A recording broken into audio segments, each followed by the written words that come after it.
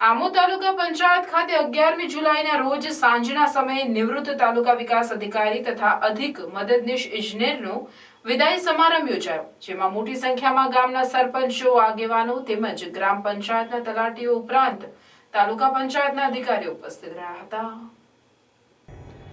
આમોદ તાલુકા પંચાયતમાં ફરજ બજાવી ચૂકેલા મહેશભાઈ પરમાર આમ તો 4 મહિના પહેલા નિવૃત્ત થયા હતા, પરંતુ ચૂંટણીની આચારસંહિતા તેમજ અન્ય સરકારી કાર્યક્રમોની વ્યસ્તતાને કારણે વિદાય સમારંભ યોજી શકાયો ન હતો, જેથી 11મી જુલાઈના રોજ આમોદ તાલુકા પંચાયતના અધિક મદદનીશ ઇજનેર પ્રજ્ઞેશભાઈ શાહ વય નિવૃત્ત થતા હોય તેમની સાથે આમોદ તાલુકા વિકાસ અધિકારી મહેશભાઈ પરમારનો પણ વિદાય સમારંભ તાલુકા પંચાયત સભાખંડમાં રાખવામાં આવ્યો હતો.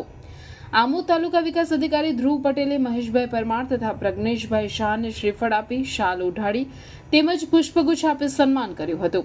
તેમજ આમોદ તાલુકા પંચાયત પ્રમુખ હેમાબેન પરમાર ઉપરાંત કારોબારી ચેરમેન અમીષાબેન કેતનભાઈ પટેલ, તાલુકા ભાજપ પ્રમુખ વિમલ પટેલ, મહામંત્રી ડોક્ટર પ્રવીણસિંહ રાઉલજી, દીપક ચૌહાણે સન્માન કર્યું હતું.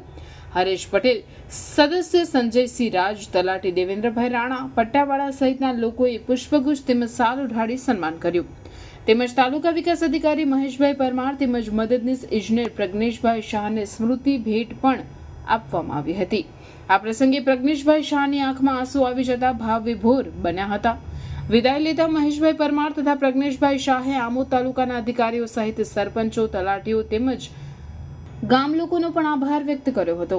આ ઉપરાંત આમોદ તાલુકા વિકાસ અધિકારી ધ્રુવ પટેલ, તાલુકા શિક્ષણ અધિકારી શબ્બીર સાપા, મહામંત્રી ડોક્ટર પ્રવીણસિંહ રાઉલજી નિવૃત્ત થતા અધિકારીઓની સેવાને બિરદાવી તેમની નિવૃત્તિ ત્યારબાદ તાલુકા પંચાયત બહાર ડીજેના તાલે ગરબાનું પણ આયોજન કરવામાં આવ્યું હતું, જેમાં આમોદ તાલુકા પંચાયતના પ્રમુખ હેમાબેન પરમાર, કારોબારી અધ્યક્ષ તાલુકા ભાજપ પ્રમુખ વિમલ પટેલ, મહામંત્રી દીપક ચૌહાણ, સદસ્ય સંજયસિંહ રાજ, પ્રજ્ઞેશ શાહ સહિત તલાટીઓએ ગરબાની રમઝટ બોલાવી હતી.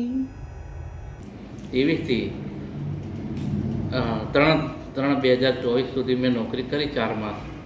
એમાં મને તાલુકાના પદાધિકારીશ્રીઓ, ધારાસભ્ય સાહેબશ્રી તથા સંગઠનના મિત્રો તેમજ કર્મચારીઓ, ગામના તાલુકા પંચાયતના સભ્યશ્રીઓ અને સરપંચશ્રીઓ તથા